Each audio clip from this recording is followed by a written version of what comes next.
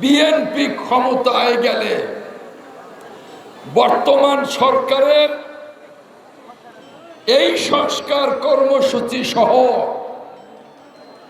আরো অনেক কর্মসূচি মিলিয়ে যে 31 দফা তা বাস্তবায়ন করে আমরা একটা সমৃদ্ধ বাংলাদেশ গড়ে তুলব দেশনায়ক তারেক রহমানের নেতৃত্বে। আমি গতকালকে দেখলাম এই অন্তর্বর্তী সরকারের প্রধান উপদেষ্টা নোবেল বিজয়ী ডক্টর মোহাম্মদ ইউনূস একটি সংস্থার সাথে আলাপকালে বলেছেন এবছরের শেষের দিকে নির্বাচন হবে। আমরাও বলেছি অত্যাবশ্যকীয় সংস্কার শেষ করে এবছরের শেষের দিকে নির্বাচন। আর একটা খবর আজকে শুনলাম, কেউ কোন দলের নেতা বলেছেন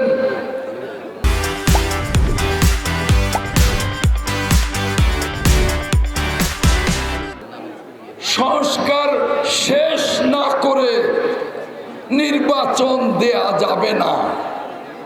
যারা এ কথা বলেন তারা নির্বাচনকে ভয় পান, তারা জনগণের রায়কে ভয় পান।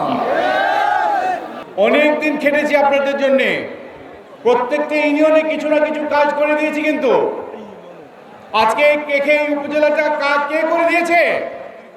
আমার নেত্রী বেগম খালেদা জিয়া করে দিয়েছে। 2006 সালে মনে আছে আপনাদের? মনে আছে? 2006 সালে 6 সেপ্টেম্বর আমার নেত্রী বেগম খালেদা জিয়া উদ্বোধন করে দিয়ে গেছিলেন। আজকে আপনারা বলতে পারেন যে আমরা ধনবাড়ী উপজেলার মানুষ, বলেন না? বলেন না? আপনারা বলেন। সুতরাং আপনাদের দেওয়ার পালা এখন। আমার নেত্রী বিএনপি, আমি অনেক কিছু দিয়েছি আপনাদেরকে।